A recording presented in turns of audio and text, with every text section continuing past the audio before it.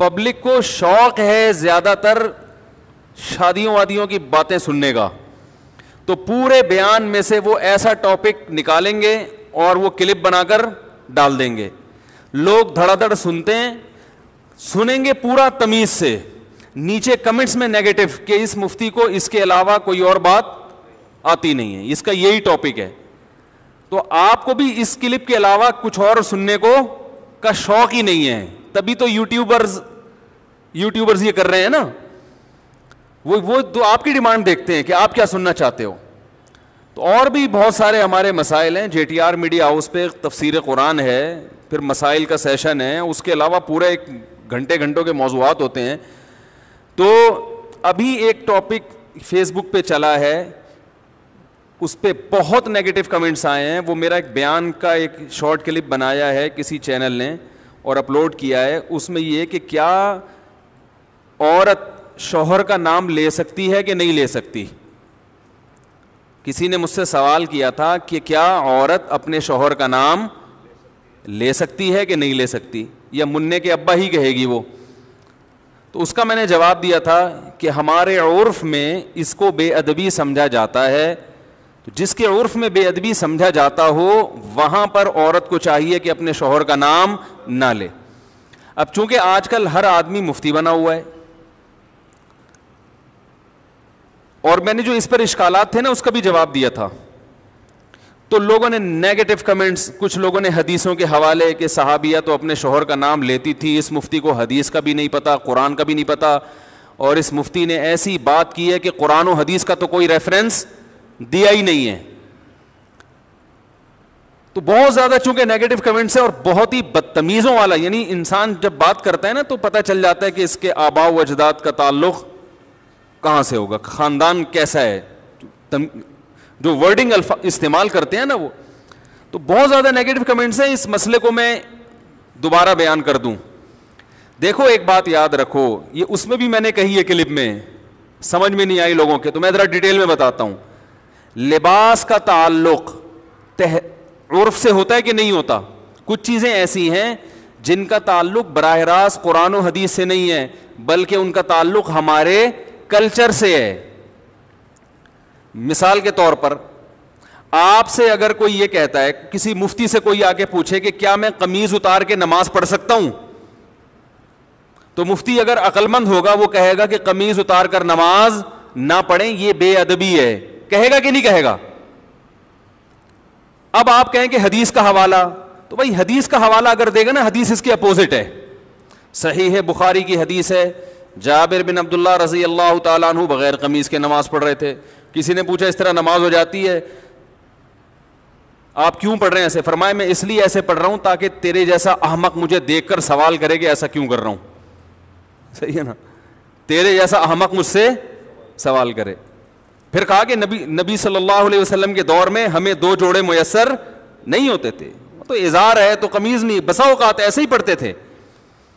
اب بخاری کی حدیث سے تو پتہ چل رہا ہے کہ قمیض اتار کے نماز پڑھنا کیا ہے. جابر بن عبداللہ باقاعدہ یہ عمل کر کے دکھا رہے ہیں کہ, اور تاکہ جو اعتراض کریں اس پہ حماقت کا بھی فتویٰ لگا رہے ہیں. اب آپ یہ حدیث کا حوالہ دے کے لوگوں کو قمیضیں اتروا دیں, یہ عقل مندی کا کام ہوگا؟ بولو نا بھائی, یہ پاگل ہونے کی علامت ہوگی. یہ اس کی علامت ہے آپ نے بخاری طوطے کی طرح رٹی ہوئی ہے, آپ کے اندر سینس نہیں ہے, نہ آپ نے فقہ پڑھا نہ اصول فقہ پڑھا جو قرآن و حدیث کو سمجھنے کے لیے وضع کیا گیا ہے. بھائی اس زمانے میں جب چونکہ صحابہ کو جوڑے میسر نہیں تھے تو قمیض اتار کے نماز پڑھنا بے ادبی نہیں سمجھا جاتا تھا, وہ تو کلچر کا حصہ تھا, غریب لوگ تھے.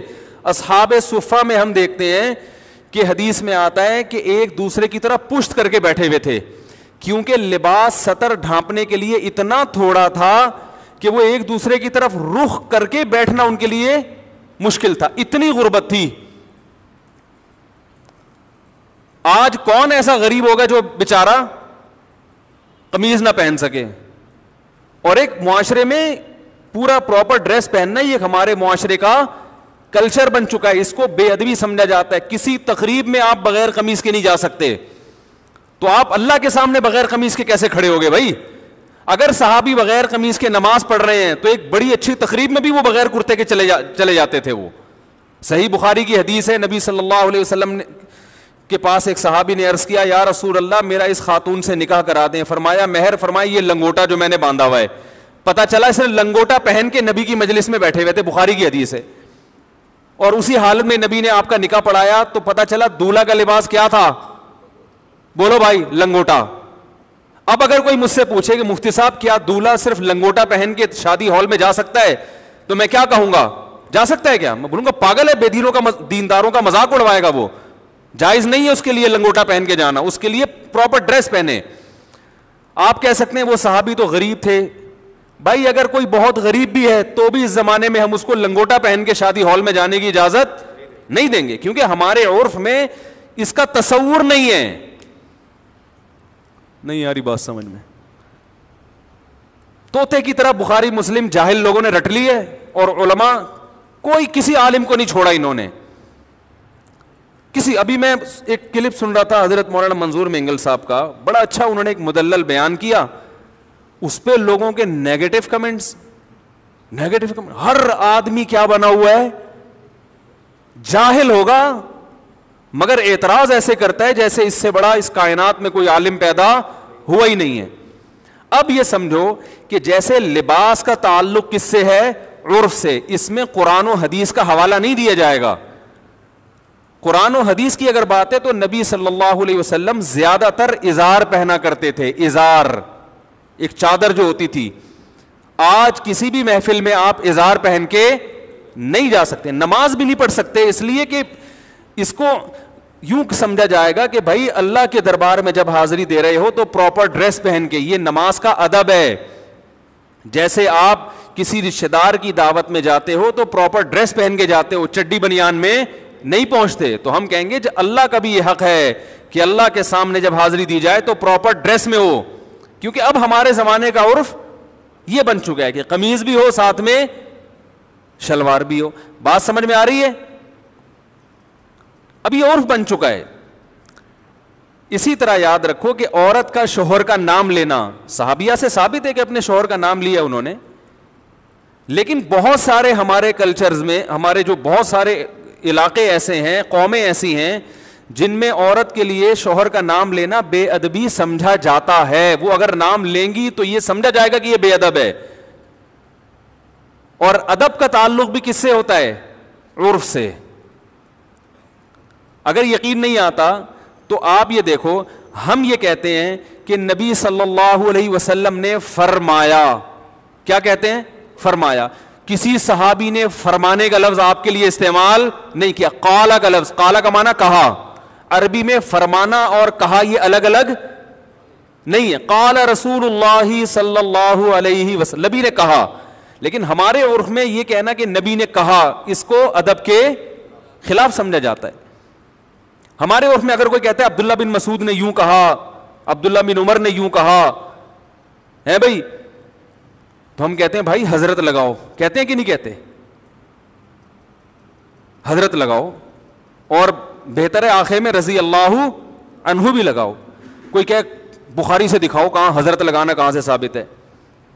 بھائی صحابہ کا ادب کرنا تو بخاری مسلم سے ثابت ہے. ادب کا اسٹائل کیا ہوگا یہ آپ کو آپ کا کلچر بتائے گا, یہ بخاری مسلم نہیں بتائے گی. ہر چیز میں بخاری مسلم کا مطالبہ کرنا جہالت ہے.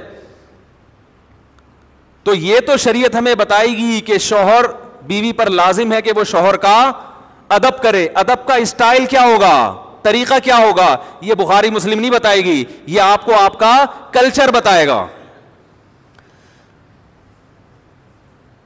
یہاں تک آ گئی سمجھ میں؟ تو اتنے بیوقوف ہم نہیں ہیں جتنے آپ ہمیں سمجھتے ہو, ٹھیک ہے نا. ہم نے بھی پڑھی ہے بخاری مسلم الحمدللہ. اور میرے جو استاد تھے نا شیخ الحدیث, جن سے میں نے 8 سال جن سے اصلاحی تعلق قائم کیا, دن رات ان کی صحبت میں ہم دوزانوں بیٹھ کر صبح و شام ان سے سیکھتے رہے ہیں. انہوں نے 20 سال دارالعلوم کورنگی میں بخاری پڑھائی ہے. نہیں یاری بات, پڑھی نہیں ہے بلکہ پڑھائی ہے. تو کلچر کا تعلق کس سے ہوتا ہے؟ اب دیکھو امہات المومنین بھی رسول اللہ صلی اللہ علیہ وسلم کا نام نہیں لیتی تھیں. کبھی حدیث میں آتا ہے کہ زوجہ نے کہا یا محمد, آپ کہہ سکتے ہیں اس لیے نہیں لیتی تھی کہ نام لینا ادب کے خلاف، اور وہ چونکہ نبی تھے اور قرآن نے ان کا نام لینے سے منع کیا کہ ایسے مت پکارو جیسے دوستوں کو پکارتے ہو، تو اس سے اتنی بات تو ثابت ہوتی ہے کہ بسا اوقات نام لینا بے ادبی سمجھا جاتا ہے. تو جس قوم میں نہیں سمجھا جائے گا وہ نام لیں، جس قوم میں سمجھا جاتا ہے وہ نام نہ لیں. اور آسان مثال بتاؤں، دیکھو اللہ نے عورت کا جو پردہ عورت پہ فرض کیا ہے، سگے بھائی سے پردہ فرض نہیں ہے، ایسا ہی ہے نا؟ سگے بھائی سے پردہ فرض نہیں. سگے بھائی کے سامنے عورت اپنی کلائیاں کھول سکتی ہے، اپنی پنڈلیاں کھول سکتی ہے، یعنی ان کا پردہ نہیں ہے. سر کے بال دکھا سکتی ہے، اس کا پردہ نہیں ہے. لیکن شریف خاندانوں میں اس کو معیوب سمجھا جاتا ہے، اور شریعت نے بھی اس کو معیوب سمجھنے پر پابندی نہیں لگائی. کسی بھی اچھے خاندان میں کبھی ایسا نہیں ہوتا کہ لڑکی جو ہے نا وہ گھٹنوں تک اسکارف پہن کے بھائی کے سامنے آ کے بیٹھ جائے. اچھے خاندانوں میں ہم نے دیکھا ہے کہ جوان بیٹی جب باپ کے سامنے بیٹھتی ہے تو سر پہ بولو نا دوپٹہ لیتی ہے، کیونکہ عرف میں اس کو اچھا سمجھا جاتا ہے. تو ادب کا تعلق کس سے ہے؟ کلچر سے، بہت حد تک کلچر سے ہے، بہت حد تک عرف سے ہے. بعض لوگوں نے یہ بھی نیگیٹو کمنٹس کیے، اشکال کیا ہے کہ اچھا اگر کلچر ہی کو فالو کرنا ہے تو کتنی غلط رسومات ہیں جو شریعت کے خلاف ہیں، پھر تو وہ سب حلال ہو جائیں گی. تو بھائی شریعت کے خلاف ہونا الگ بات ہے، اگر شریعت نے اس کو غلط قرار دیا ہے تو پھر ہم اس کو غلط کہیں گے، یا اس کے نتائج غلط نکل رہے ہیں تو بھی غلط کہیں گے. عورت اپنے شوہر کا نام لے یا نہ لے، شریعت نے اس میں دونوں چیزیں رکھی ہوئی ہیں، بھائی لے بھی سکتی ہے اور نہیں بھی لے سکتی. شریعت نے یہ کہا بھائی ادب کرو. کسی قوم میں ادب کے خلاف سمجھا جا رہا ہے تو وہ نام نہ لے، ادب کے خلاف نہیں سمجھا جا رہا تو وہ نام لے، کیونکہ اس میں برا نہیں سمجھا جائے گا اس کو. ہم اس کو اس لیے پروموٹ کرتے ہیں اس کلچر کو، نام لینے والے کو، کہ شریعت میں شوہر کا بہت احترام ہے جو آج کل ختم. تو ہم کہتے ہیں کچھ تھوڑے بہت تمیز آداب باقی رہ گئے، اس کو تو باقی رہنے دو، اس کی وجہ سے تھوڑا سا شوہر کا احترام رہے گا. یعنی جو نتائج اس پہ جو مرتب ہو رہے ہیں وہ اچھے مرتب ہو رہے ہیں، وہ برے مرتب نہیں ہو رہے، وہ ایسے نتائج مرتب ہو رہے ہیں جو شریعت چاہتی ہے. جیسے شریعت نے ابا کے سامنے بیٹی کو دوپٹہ لینے کا حکم نہیں دیا مگر پابندی بھی نہیں لگائی. تو جب دونوں راستے ہیں تو ہم کہیں گے شریعت کے مزاج سے زیادہ قریب کیا ہے؟ دوپٹہ لینا یا نہ لینا؟ لینا زیادہ مزاج کے قریب ہے. اس میں باپ کا احترام ہے، حیا ہے، اور شریعت معاشرے میں حیا کو فروغ دینا چاہتی ہے. تو جو چیز حیا کے زیادہ قریب ہوگی اس کو اپریشیٹ کیا جائے گا، جو حیا سے دور ہوگی اس کی حوصلہ شکنی کی جائے گی، اور اس پر بخاری مسلم کے حوالے مانگنے والے پر جہالت کا فتویٰ لگایا جائے گا. سمجھ میں آ رہی ہے بات؟ اس پر یہ فتویٰ لگایا جائے گا کہ یہ کیا ہے؟ پاگل ہے. تو اور بہت ساری چیزیں اس بارے میں. تو جو عورتیں شوہر کا نام لیتی ہیں لیں، میں نے یہ تھوڑی کہا کہ گناہ مل رہا ہے یا ناجائز ہے، میں نے ادب، اگر کلچر اس کی اجازت نہیں دیتا تو ادب کیا ہے کہ نام نہ لے بھائی. اچھا مجھے یہ بات بتاؤ، بڑے بھائی کا نام لینا، کوئی آپ سے پوچھے کہ بڑا بھائی ہے 10 سال عمر میں آپ سے بڑا ہے، اس کو نام لے کے پکارنا، اگر یہ مسئلہ مجھ سے پوچھا جاتا یا کسی بھی مفتی سے پوچھا جائے گا، وہ کیا کہے گا؟ نام سے پکارنا ادب کے خلاف ہے، بلکہ اس کو بھائی جان کہنا چاہیے، بڑے بھیا کہنا چاہیے. یہی ہے نا؟ اب آپ کو حدیث میں تو آتا ہے کہ فلاں صحابی نے اپنے بڑے بھائی کا نام لیا ہے بھائی. عربی میں بڑے بھائی کے لیے کوئی بھائی جان جیسا لقب یا اس سے ملتا جلتا کوئی لقب ہمارے علم میں نہیں ہے، وہ تو نام لیتے تھے. اب آپ کہو کہ اس مفتی نے یہ کہا ہے کہ بڑے بھائی کا نام نہ لو، اور اس پر کوئی قرآن و حدیث کی حوالہ اس نے پیش نہیں کیا. یہ سب اندھے مقلد ہیں، یہ صرف اپنی دکانیں چمکانے کے لیے بیٹھے ہوئے ہیں، ان کو قرآن و حدیث بالکل بھی نہیں آتا. الحمدللہ آپ سے زیادہ اچھا آتا ہے اور آپ سے زیادہ اچھا سمجھ بھی سکتے ہیں اس کو.